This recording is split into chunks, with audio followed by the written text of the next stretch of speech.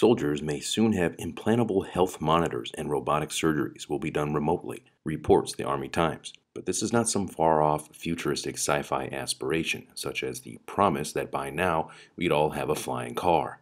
This is a program that has been in the works for well over a decade, funded by the Pentagon, with tens, if not hundreds of millions of your U.S. tax dollars, given to DARPA, the Defense Advanced Research Agency, who is credited with having a major role in creating things like the Internet, GPS, stealth technology, computers, microelectronics, drone technology, and many other innovations that have revolutionized our world. In a revealing speech made by Lieutenant General West, who is the senior-most officer of the U.S. Army Medical Department and holds the position of the Army's Surgeon General, recently said, "Now on to a closer look at some of the advancements that will define the new how for Army medicine.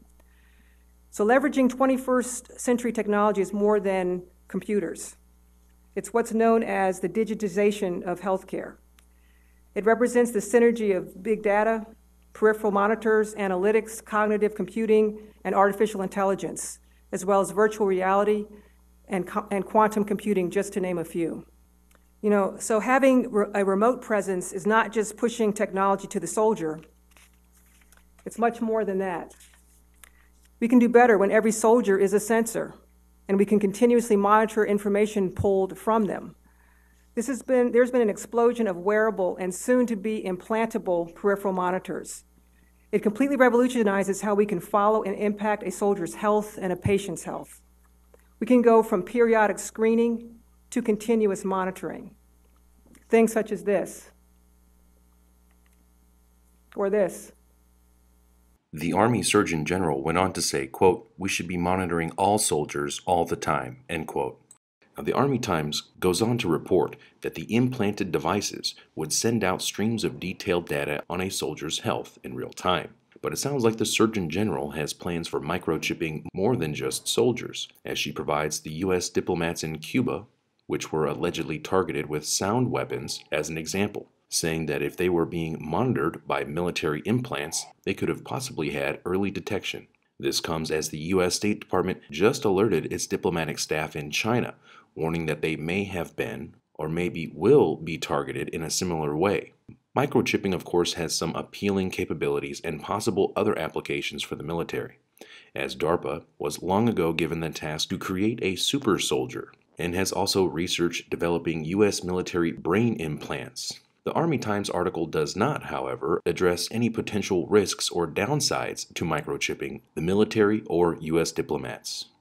For starters, some people may have religious or moral exemptions, but for the most part, military members pretty much sign away all of their rights when they join, and would pose as the perfect guinea pigs for any experiment. And of course, the U.S. military has a long and ugly history of experimenting on its own soldiers. There is a possibility the network could be hacked, or the data leaked or left unprotected, which was the case seen recently as a fitness app used by the military to monitor the health of its soldiers inadvertently revealed their locations, including the locations of secret military bases, posing a security risk and potentially endangering the lives of their soldiers. Some may argue microchipping the military is just another step before citizens would be microchipped. Again, sounds like a far-fetched conspiracy theory at first, but imagine how the powerful insurance companies and/or the government would love to have access to that information. The government and corporations already spend unknown sums of money to watch and track everything you do. We already have seen the media promoting this. Life in the U.S. in 10 years' time. By that time, there may be all kinds of new ways to safeguard and identify all those things that make each of us unique, our faces, even our fingerprints, even our eyes. Here now with more on the future of technology, NBC's Tom Costello. The year is 2017. You're rushed to a hospital unconscious with no ID or medical history, but thanks to a microchip under your skin, it's all there. Science fiction 20 years ago, but a biometric reality today. Bottom line, will this technology have the potential for good? Yes. But just like everything else we've seen, when the military or the government gets their hands on something, they weaponize it. So the possibility of this tech being used in a harmful way always exists. Newsbud is 100% independent and 100% people-funded, and we rely on your support to keep this site running. A subscription costs practically nothing and will provide you with instant access to hundreds of exclusive articles, videos, and more. Well, let's take a quick look at what Newsbud members got just in the last week for their monthly subscription. This week, our Russia expert breaks down how and why U.S. economic warfare against Russia is failing miserably. Our China expert deconstructs how the media is completely out of control and clueless. Our constitutional attorney exposes the deep state shill Attorney General Jeff Sessions. But first, this week on Probable Cause, Newsbud's founder and editor Sibel Edmonds was joined by Vern Lyon, a former CIA operative involved in Operation Chaos. In addition to covert operations in Cuba, Lyon is the co-author of the brand new book Eyes on Havana, memoir of an American spy betrayed by the CIA. Edmonds and Lyon discuss Lyon's new book and the ongoing illegal covert operations conducted by the CIA domestically and abroad. There's one incident there that is that's gonna, at least for some of our viewers, gonna be mind-boggling. And this is when one of the operations, which was basically for you, it was the last straw there, was poisoning school children's milk. Can you tell us a little bit about that? What was this operation, and what was the objective of that operation, and how it fits within the CIA's the end justify the means motto? Well, after the October crisis, in October of 1960. This is a must-see one-hour exclusive interview, and it's available now for members at newsbud.com, or non-members can watch and share at Newsbud Vimeo on demand. This week, Newsbud published my third installment on the controversial topic of vaccines. This week, my guest was Michelle Krinsky, who is a registered nurse with 36 years' experience. We discuss how Krinsky was fired for refusing to take a mandated flu shot after she had experienced 2 separate adverse events after receiving the mandated shots. We also cover the potential motives behind this type of mandate and her legal pursuit. Full interview is available right now for members at newsbud.com, or you can watch it now at Newsbud Vimeo on demand. This week, Newsbud published an exclusive 2-part report by one of our military veteran analysts, Christian Sorensen. In this one-of-a-kind report, Newsbud documents the war industry trends in the sales of weapons, including those to undemocratic governments who engaged in war crimes. This is the most comprehensive and up-to-date reporting and analysis of the U.S. military-industrial complex on the internet. And you will see how your tax dollars are funding one of the biggest and most deadly industries in the world. Full reports are exclusively available right now at newsbud.com. This week on Newsbud's Geopolitical Report, Kurt Nimmo deconstructs the Iran endgame. U.S., Israel, and Saudi Arabia have been setting the stage for a long time to directly target Iran. Find out how President Trump's decision to trash the Iran nuclear deal plays into this agenda and what a war with Iran would actually look like. Find out about the U.S. war strategies completely ignored by the media, as their job is only to promote and sell war with their WMD lies and propaganda.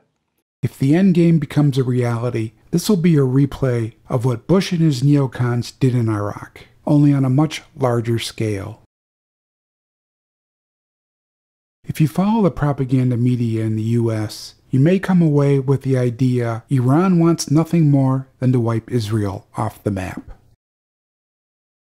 On the fringe end of this argument stands the Gatestone Institute, chaired by John Bolton, President Trump's national security advisor.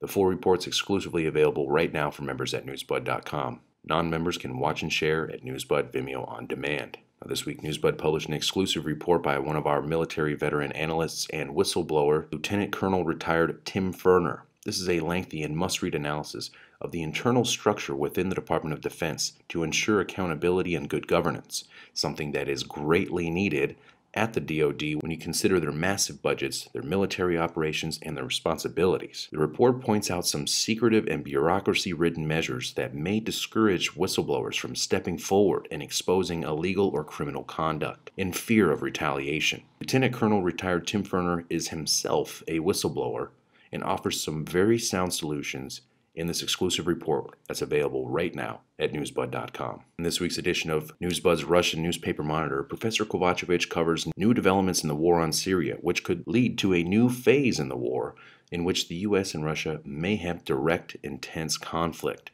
as the West has no intentions of admitting defeat and the destabilization programs continue. Professor Kovacevic also breaks down how U.S. sanctions on Russia have proven to be ineffective and are backfiring, as Germany has a hard choice to make between the U.S. and Russia. All of this and much more in this jam-packed episode, exclusively for members at Newsbud.com. Non-members, Newsbud Vimeo On Demand is your ticket. This week, Newsbud published an exclusive article by Kurt Nimmo deconstructing the statements made by President Trump and by his National Security Advisor John Bolton on the Libya model directed towards North Korea.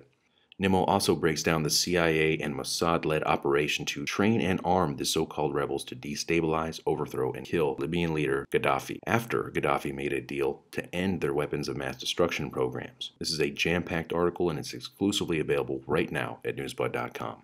This week on Newsbud's China Watch, Peter Lee breaks down how the mainstream corporate media is completely out of control in its politically motivated coverage. Not only that, but they are clueless, especially when it comes to North Korea, China, and Asia in general. Tune into Newsbud's China Watch for the most comprehensive reporting on Asia with a touch of humor, as China will only continue to be one of the most important topics for years to come, as the Pentagon has now declared Russia and China to be the biggest threats to America. Find out why at Newsbud.com. This episode and all of Newsbud's latest videos can be seen right now by subscribing members. If you're not a member, you can watch it at Newsbud Vimeo On Demand. This week, Newsbud's constitutional attorney John W. Whitehead delivers a powerful report in the latest edition of Newsbud's Battlefield America, as Whitehead exposes U.S. Attorney General Jeff Sessions for the deep state shill that he is, as his traitorous actions have given the courts and law enforcement the green light to extort U.S. citizens as policing for profit and the debtors' prisons kick into high gear. The full video is available right now for members at Newsbud.com. Non-members can watch and share at Newsbud Vimeo On Demand. Newsbud also offers our own aggregated news, and it's called Sibel's Picks. It's the best source for aggregate news online, and Newsbud's founder and editor Sibel Edmonds handpicks each story herself. So if you're not a Newsbud member yet, why not join today and give us a shot? There's zero contract and no obligation, and it costs practically nothing. Plus, your subscription helps to keep this independent news site running and provides you with instant access to hundreds of exclusive videos and articles. For all of us here at Newsbud, thank you for your support and stay tuned for next week's lineup.